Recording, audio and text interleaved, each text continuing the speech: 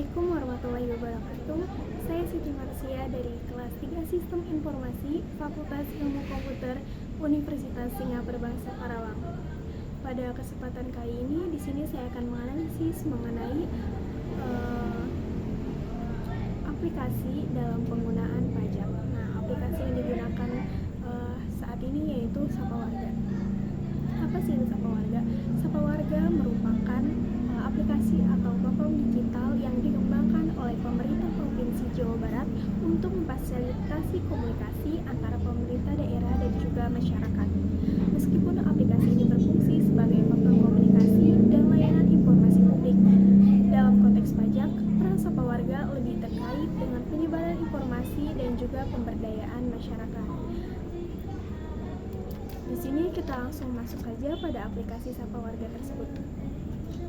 Nah, untuk tampilan yang pertama di sini ada menu home dan tertera langsung yaitu cek pajak kendaraan saya.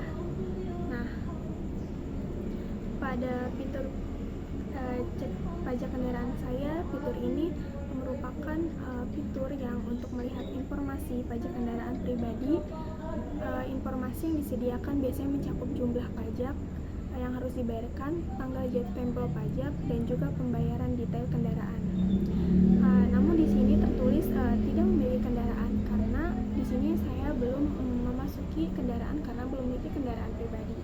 Jadi jika teman-teman ingin mengetahui informasi di sini, teman-teman bisa memasukkan data dari kendaraan teman-teman tersebut.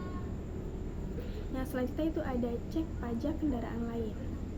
Nah, selanjutnya fitur ini juga memungkinkan untuk mengecek pajak kendaraan lain, misalnya pajak kendaraan milik keluarga ataupun teman. Jadi tinggal dimasukkan warna serta nomor plat kendaraan tersebut. Selanjutnya itu ada hotline Samsat Bapenda. Nah, pada fitur ini menyediakan akses layanan untuk menanyakan informasi ataupun mengadukan keluhan terkait penggunaan perpajakan kendaraan.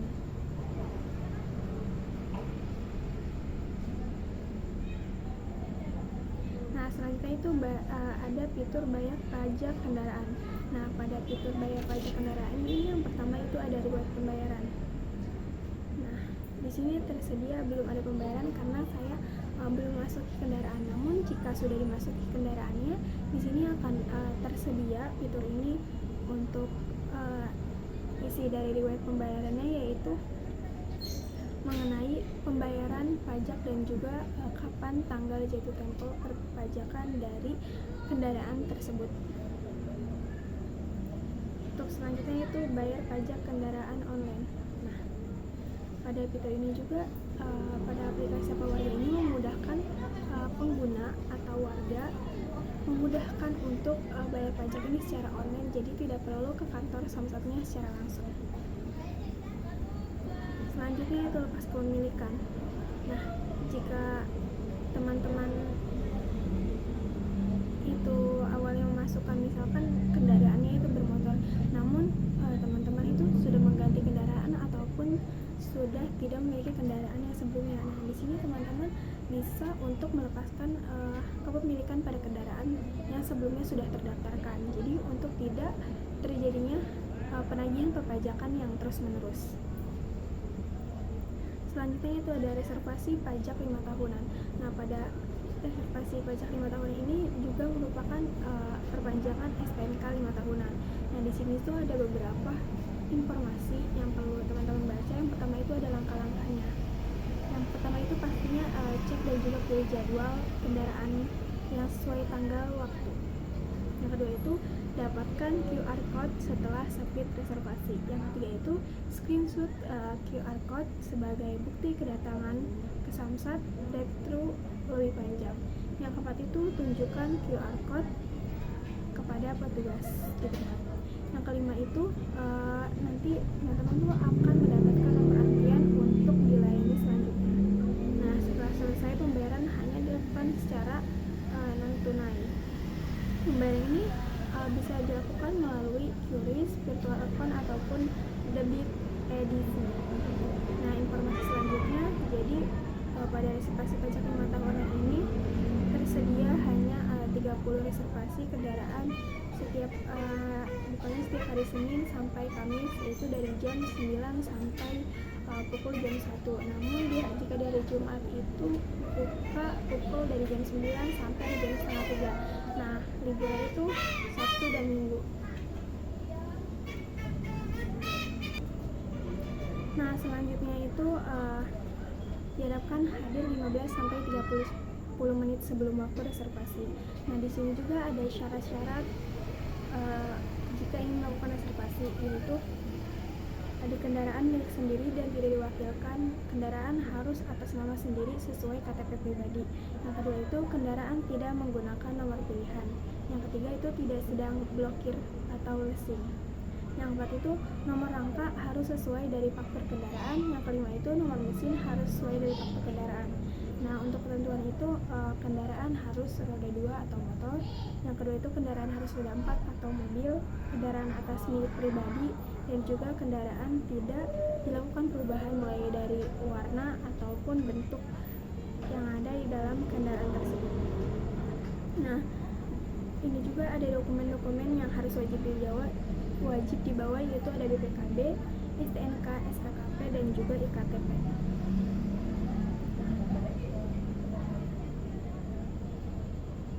Selanjutnya itu kita masuk ke selain mengenai pembayaran pajak atau informasi perpajakan, di sini juga ada berita-berita terbaru dan juga terpopuler di ekonomi.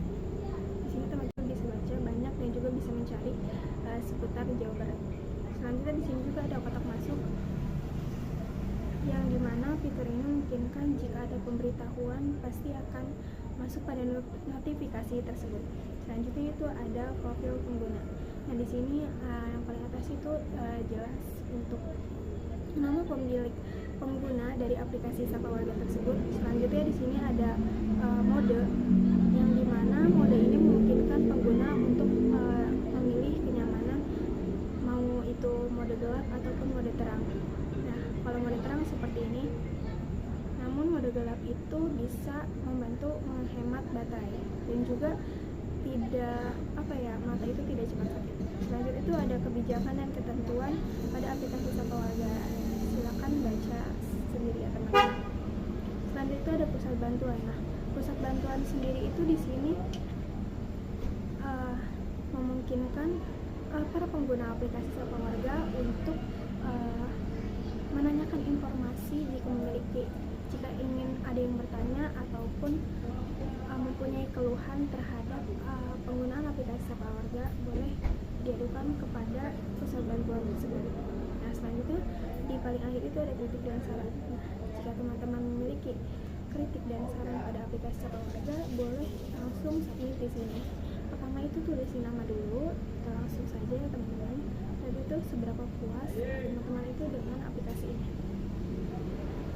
Nah, selanjutnya itu hal apa yang teman-teman itu sukai dari aplikasi Sapa Warga, fitur apa saja yang mempermudah teman itu dalam melakukan perpajakan pada aplikasi Sapa Warga.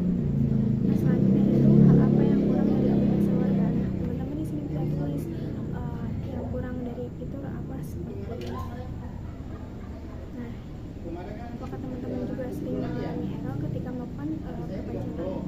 Nanti teman-teman bisa tulis di sini, bisa jabarin apapun keluhan itu, nanti langsung tinggal submit. Nah, mungkin sekian penjelasan dari aplikasi penggunaan pajak pada aplikasi Sapa Warga. Selanjutnya yaitu untuk kelebihan dari aplikasi Sapa Warga. Yang pertama itu kemudahan akses informasi. Sapa Warga ini memudahkan masyarakat atau warga untuk mendapatkan informasi terkait kewajiban pajak seperti pajak bumi dan juga bangunan atau pajak kendaraan bermotor.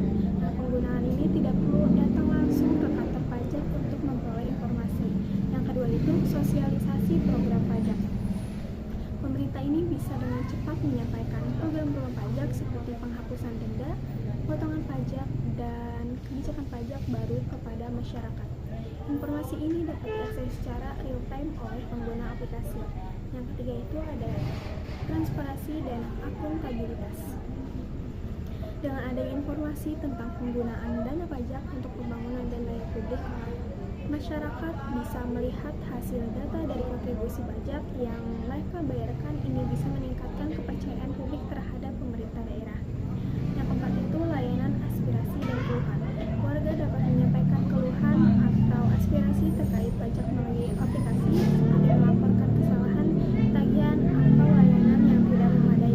Hal ini mempercepat penyelesaian masalah dan juga komunikasi dengan pemerintah daerah. Yang terakhir itu efisiensi pemerintah daerah. Aplikasi Sapa Warga ini membantu daerah dalam mendiskusikan informasi secara luas dan juga cepat. Ini dapat menghemat waktu dan biaya administrasi dalam sosialisasi serta pelayanan pajak.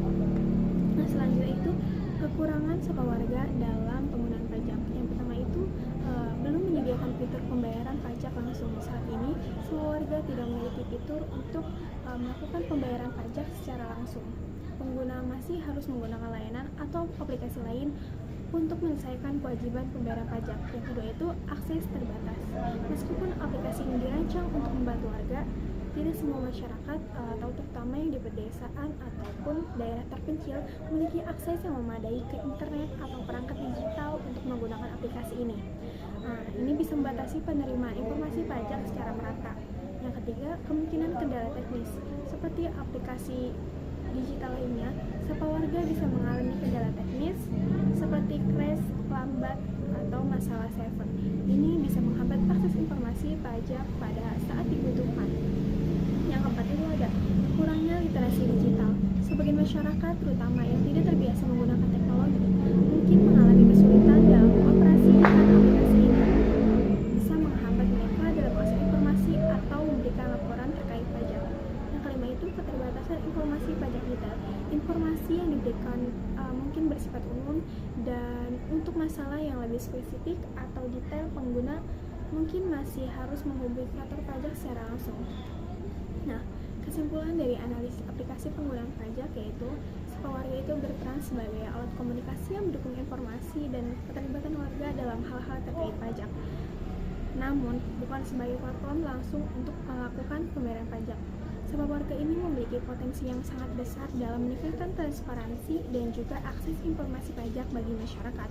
Namun, tantangan terkait infrastruktur, keterbatasan fitur, dan akses masyarakat terhadap teknologi digital masih perlu diperbaiki untuk memastikan semua warga ini bisa mendapatkan manfaat penuh dari aplikasi ini dalam konteks perpajakan.